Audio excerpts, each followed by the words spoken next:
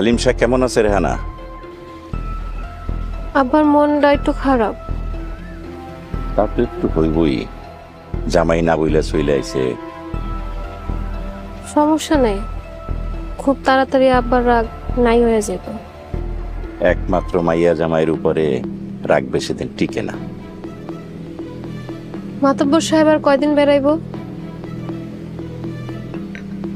তার যে কয়দিন মন চায়। তারে ছাড়া মন টিকতেছে না, তারে নিয়ে আসার ব্যবস্থা করেন। চা খাওয়া শেষ রেহানা।